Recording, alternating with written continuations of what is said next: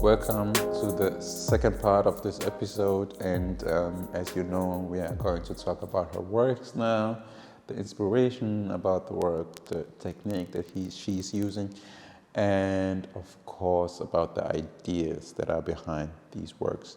So let's jump in right away. Lia, I'll give you the mic and just tell us randomly about the ideas. Maybe start with the name of the works, if they have a name, and what's the process in creating these works? Okay, so I don't really give names to or titles to the picture, but when I posted it, I called it Fragility. So all of these pictures are digitally drawn, and this picture, the other day I was kind of thinking about social media and our generation and how everyone is living their best life and is not really authentic, you know? Yeah. And I kind of this is kind of like a reminder that sometimes we have to let go of all the layers we have and just be our true authentic self, be vulnerable. And because sometimes I think showing emotions or being who you really are is confused with weakness, but I kind of want to still express strength and you can still be strong and express yourself and being vulnerable. Yeah. And still having kind of the African vibe. Yeah, I noticed the African vibe of it, of course, for the hair and so many other things. So it's like I really feel that African in these works. Yeah. But I want to jump back to what you just said. I mean that Instagram is, of course, everybody's living their best life and everybody's like having a blast and everything's worked out very well and very fine. So it's interesting that you say, so you stripped all the layers that makes us human and just went into it. So you just shown us the raw skeleton of a human being. So as an expression of, okay, you can be yourself, you can articulate who you are with every good part and every bad part in you. So tell us more about that idea or that. Why did you get that feeling, and how did you came to expressing it like this? I mean, for the reason why I'm asked is like you showed that one side of the body, but you left out the other side. Then you have one arm, but you left out the other arm, and you don't have any legs inside. So, what was the idea? What was the process? And so, if we go back to social media or Instagram, I think it's so easy to get caught up in comparing ourselves to other people because everyone is having living their best life. Everyone is a supermodel or pretty, and I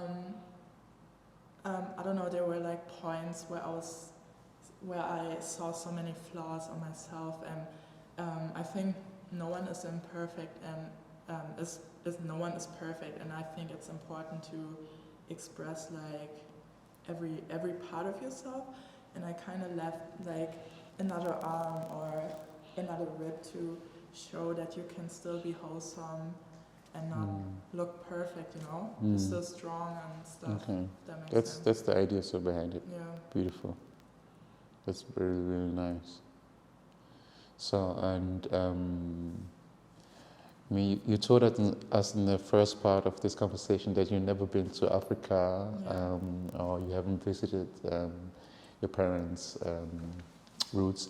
How did you find the way to express these works so in an African way that I would have guessed? You have a deep connection to it. Of course, you do have a good deep connection because your father is from Africa, of course. But why did you do it, and what has this work to do with you, with your personality? So when I was kind of connecting to my African roots, I was really interested in the African culture, obviously African art, and I looked at a lot of artworks, and that kind of inspired me to cooperate like African vibes into my art. And since I know I'm a mixed person, I'm a diverse person, you know, I want to express every side of myself. Okay. That's why it's really important for me. Yeah. So, if you say, okay, you want to express yourself as in the whole that you are, because even though you are mixed, you are one being, one whole, one whole being. So, would you also say that there are Iranian aspects in this image too, or is it more just like the African part in it? I think it's more the African part, Yeah. but that's a good thought though. Yeah. For the next picture. Yeah. So what's the reason? Why is the African part so strong in you? More, I don't know if it's stronger than the Iranian part, of course, but what would you say? Where did you find the connection to Africa more than to Iran? I think for me it's just that when I was younger, I didn't really grow up with too much African culture, and that's why I try to learn more about it, close the gap a little bit, because I know it's like my roots, and that's why I kind of like focus more on African art, if that makes sense. Beautiful. Then let's jump on to the next image. Yeah. I feel like it's a bit different from the previous one, but also the same in kind of way. It's very interesting because I see more layers to it, of course, and different aspects that I find very interesting, because first of all we have like these two faces, and then of course the shape of the body. It's very feminine, but still there's an arm missing, and of course you have these the shape is not really it's not the perfect shape, so you have like for example, two different breast shapes, or the neck is a bit longer than you would have expect, maybe, I don't know, but it's also normal for humans to like have different neck sizes, of course. But tell us more about your idea or the inspiration behind this work first. Okay, so this was one of my first like art pieces, I would say. Okay. That's why it kind of looks different to the other ones. But one of the things I always try to do is like one line art, like a line. For example, the faces are always like one continuous line which connects everything. Yeah. And as you said, the body is not perfect, and I feel like Black women, especially when we had the whole Black Lives Matter movement, when it was like very present in the media, I think I learned a lot about the experience of other Black females in the world, and the challenges they have to face. And I feel like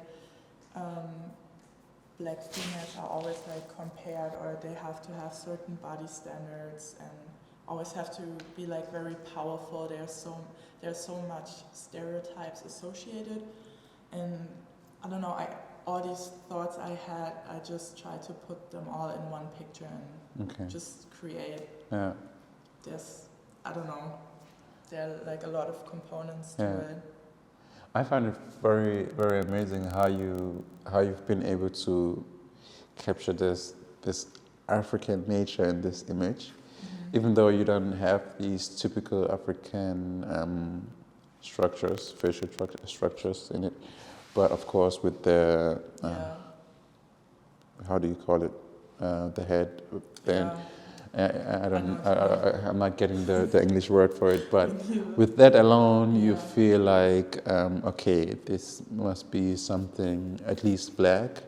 It's something from a Black culture. And also, what I found very amazing in this work is that you captured the pride of a Black person. You know, sometimes we are people are very proud people, and especially black women are very proud people, and that's very good that it's like that. And I feel like you've been able to capture that in this image, like she's expressing pain, she's expressing anger, she's expressing everything, and she's channelizing it. Yeah. And also with these, I don't know if the people can see it on the camera, but with these small lines that you painted inside, that you feel like in her there's something going on within her, and she's trying to find her center. Yeah. You know, Yeah, that's what I see in these images. Yeah, I try to use these like little lines to make the picture more dynamic. Yeah, like, of as course. you said. Yeah. And what I really truly can see is that she's really trying to like go within herself and find her natural, not only beauty but her natural being, so she can rest and be who she are. And it makes it even more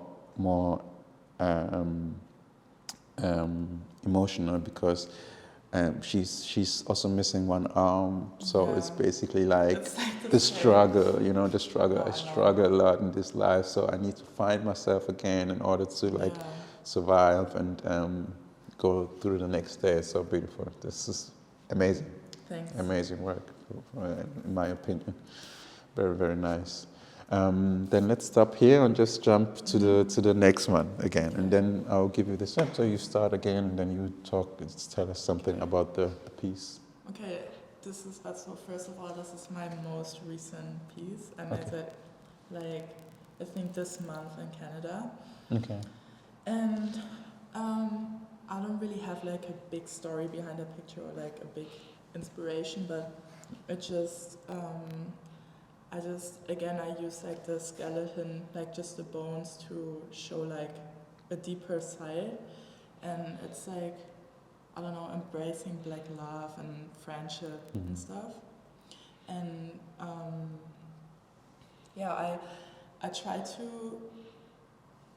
to make it look as if like those two individuals fuse together, like you can see the arms, stuff, they're kind of like one, but still, I'm still trying to give them like an individual look, still make sure that they appear as two individuals. Yeah. You can see that. But how did you come with these necklaces? That's like, from African culture, Yeah, like of course, yeah. the chains. Yeah. So you just liked it? Yeah. And just used it. So basically, Yeah. Okay, beautiful, nice. So also here it's amazing to see. The thing that I when I look at people's or our artists' works, it's not really the technique that they use that I'm watching. Of course, it's quite important to see it, but I'm always more interested in the emotional expression that they are trying to get out. And as you are talking to me, I can really feel that even though the first two works are like individual people, like they're standing alone, and this one is more like you have two people. I would have guessed it's the mother and daughter situation. Oh, yeah. Yeah, that was my first impression, and that they're of course cuddling, but showing, looking at the same direction. Maybe even standing at the concert and just like holding themselves and watching that, and being. I don't know if they are happy or just excited, or that's hard for me to depict. But I find it very, very amazing how you bring these emotions on paper, and that's very, very, very nice and very, very beautiful how you do it. But the thing that's very significant in your works are the lines that you're using. What about those? Also, why the lines, and why did you choose to bring them. I mean, they're very precisely and they're very good, but they're also not perfect. They're always not perfectly done, and also every single one is different from the other. And you always find a new idea to put them. You always find a new idea to like make them look differently. So what's that about? That's a good question. Honestly, I never really thought about the meaning of the lines. I just when so for example the white lines that's always the last thing I do. And I don't know, I just try to highlight different parts, and as you already saw that none of my pictures have like the perfect shapes or are like super wholesome, like there's always something missing or something out of shape, and I just use these lines to, I don't know, highlight it even more. Okay. Yeah. Okay. But I find it very, very interesting because you use them in all of these three pieces, and they fit so perfectly within your structure. Within even like, for example, this situation, this arm situation here. Of course, you have like three ways to draw them. You have the big gray area, and then you have the blackish area where it gets smaller and then bigger again. This one looks like a Popeye arm, and then it gets smaller, and then you don't know where it ends actually. And then you still have these white lines that it's even goes beyond what these the first two arms look like, and you don't know why is it that way. And that's the question that I'm asking myself, trying to find out your thought process behind it. So why taking this line down below in not really putting it where it actually belongs?